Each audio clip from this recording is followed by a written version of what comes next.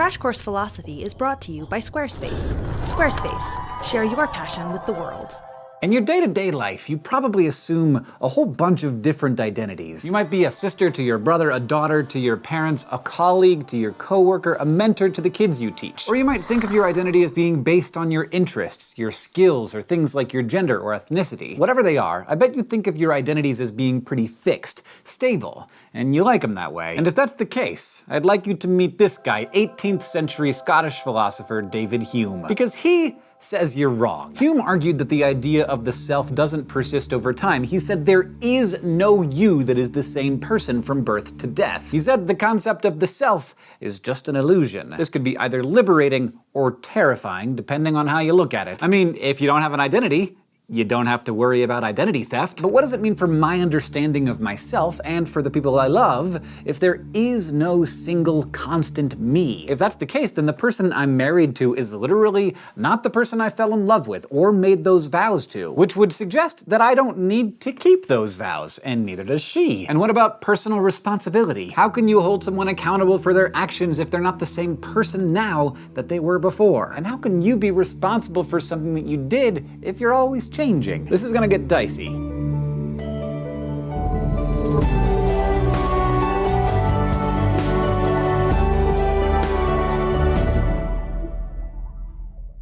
If you joined me last time when we talked about personal identity, you'll remember that we considered two main possibilities for what might preserve you as the same person over time. One approach was the body theory, the sort of go-to view of things, which holds that you remain you over time because you just occupy the same body from birth to death. And the other was John Locke's memory theory, the view that your memories are what makes you the same person over time. I'm me because I remember being me in the past. But both of these models have some problems. No matter how much we want the idea of permanent, persistent selves to be a thing, David Hume said they just aren't. For him, it was really a no-brainer. If having a certain identity means possessing the same set of properties, he said, then how could anyone really maintain the same identity from one moment to the next? I clearly don't share all of the same properties of my childhood self or even of myself before I shaved today, so Hume would say that it's silly to pretend that I'm still me. But I feel like me, so what did Hume think was going on? Hume said the so-called self is just a bundle of impressions consisting of a zillion different things. My body, my mind, my emotions,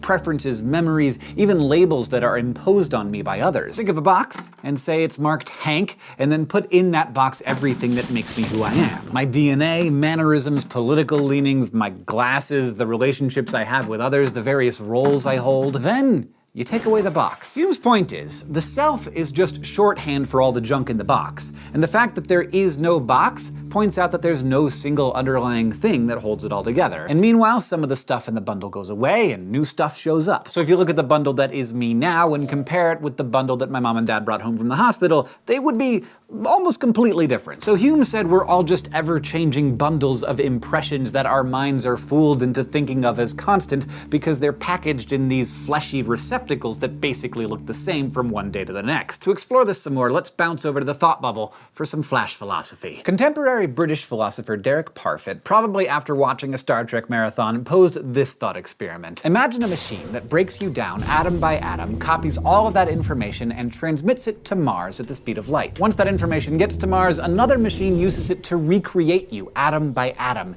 using copies of the same organic stuff that you were composed of here on Earth. The person who wakes up on Mars has all of the same memories and personality as you did, and that person thinks it's you. So here's the question. Is this space travel? Did you travel to Mars? Is the transported person really you? Or was a new being created that happened to correspond to you atom by atom, thought by thought? Now, consider this. What if a new version of the machine is created so that now, instead of destroying your body, it can simply be scanned and all of the information can be recreated on Mars, but the you here on Earth still exists? Now, did you travel, or were you just replicated? If you're here on Earth, are you also on Mars? Wow. Yeah. Thanks, Thought Bubble, I think. Parfit agrees with Hume that there isn't such a thing as personal identity over time. So he says, in either case, you didn't travel through space. That's just a new you that shows up on Mars, whether the old you was destroyed or still exists. And you know what? Even if you hopped on a spaceship and flew to Mars the old-fashioned way, it'd still be a new you that arrives because you would have experienced all sorts of changes during the trip. But the thing is, Parfit thought Hume missed a really important point. Even though there isn't a singular you from birth to death, Parfit says that each of us has a psychological connectedness with ourselves over time. Think about your life as being like a piece of chainmail. The mesh that is your personal identity is made up of lots of separate chains, and those chains intersect at certain points to make up the chainmail. As you follow the timeline of one particular set of links, new links are being created that add to the chain. And as time passes, the links that are farther back in your past slowly start to drop off as they lose their psychological connection to you. So when you stopped loving Dora the Explorer, that link dropped away, and when you discovered that you totally love philosophy, a new link was created. But some chains intersect with that other chain, and they have links that persist for a long time, like the love you have for your parents. So Parfit says that, sure, I'm not the same person I was when I was in elementary school, and I won't be the same person when I die. I'm not even really the same person I was when I started this sentence because every experience changes us, at least a little. But parts of me survive the passage of time because they're psychologically connected to my previous selves. And survival is what's important for Parfit. As long as enough of the elements of you persist, you see yourself as relevantly the same. But not for a whole lifetime. Parfit would say that none of the you that existed at birth is still around. Your physical matter is almost all different, and you have no memory of that time, and your preferences have completely changed. Baby you has not survived, but some of last year you probably has. And Parfit seems to have hit on an important insight here. Think about what you do when you catch up with an old friend. The first thing you do is ask what's happened since the last time you spoke. What you're doing, without really thinking about it, is recognizing that both of you have changed. If the changes are big enough, then your friend could seem like a stranger at first. So when it's someone you care about, you take the time to reacquaint yourself with this new person, because you recognize the need to always know the most updated version of that person. But the opposite can also happen. Think about that aunt you only see at Christmas who still pinches your cheek and gives you a new American Girl doll every year. She probably knew what you loved when you were 10, but she doesn't know the current you. The version of you she's shopping for at Christmas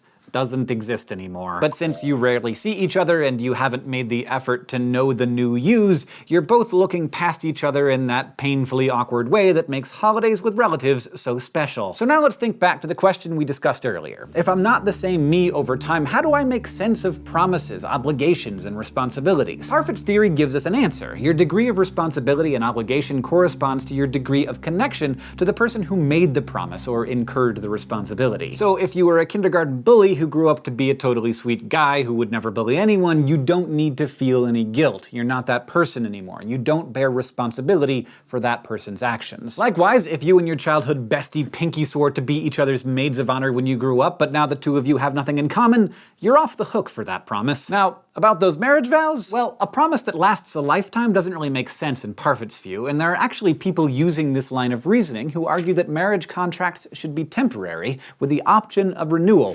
Kind of like a cell phone plan. But others have said that vows like this can actually stay relevant even after a lifetime of changes. Over the years, you and your spouse change and become different people, but these thinkers point out you may be constantly reaffirming the promises you made on your wedding day. So a wedding vow isn't a promise you made years ago when you were a completely different person. It's a promise you made this morning when you took out the trash and cleaned up the hairball the cat left on the rug.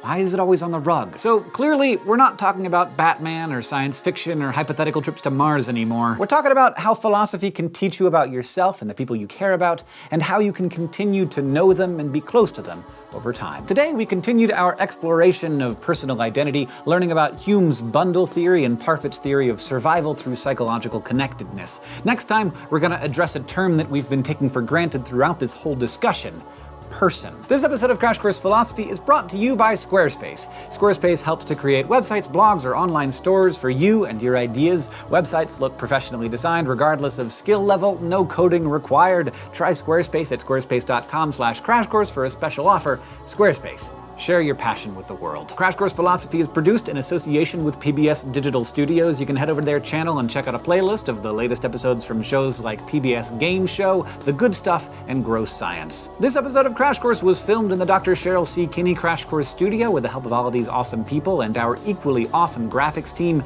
is Thought Cafe.